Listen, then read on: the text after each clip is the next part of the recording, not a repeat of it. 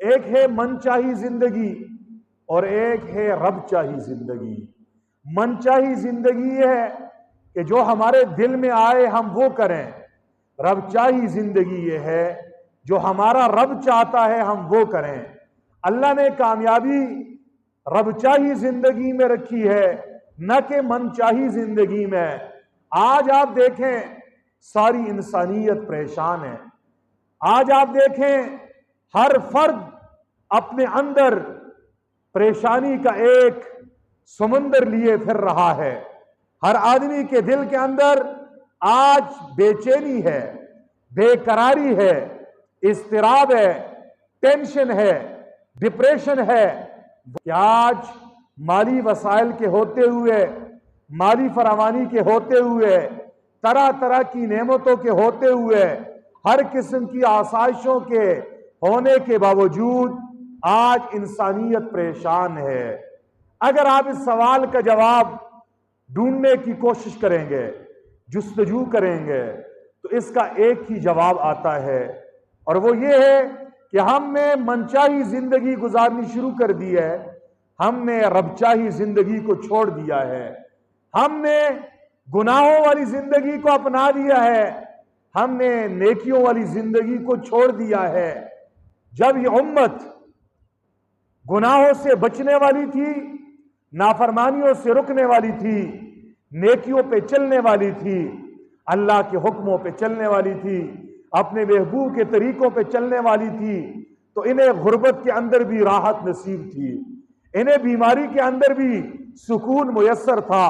انہیں افلاس اور بھوک کی حالت میں بھی چین نصیب تھا، انہیں کچے مکانوں میں بھی آرام اور راحت نصیب تھا۔ آج کوٹھیاں ہیں، بنگلے ہیں، مال و دولت ہے، گاڑیاں ہیں، بینک بیلنس ہے، دنیا کی ہر طرح کی نعمتیں ہیں، لیکن آج کا انسان دلی طور پہ، قلبی طور پہ پریشان ہے، ذہنی طور پہ آج ڈپریشن کا شکار ہے۔ وجہ ایک ہی ہے کہ جو آدمی اپنے کریم رب کو ناراض کر جائے، اپنے پیارے رب کو ناراض کر لے، پھر اگر وہ ناراضگی کے عالم میں راحت کو ڈھونڈنا چاہے،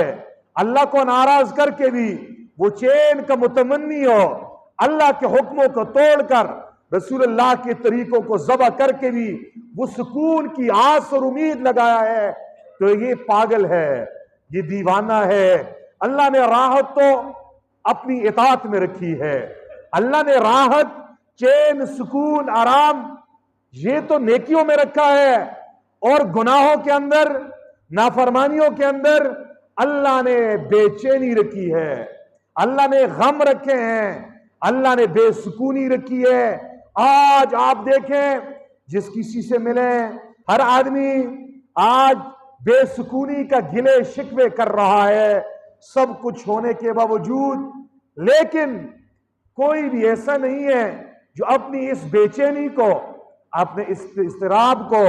اپنے اس ڈپریشن کو،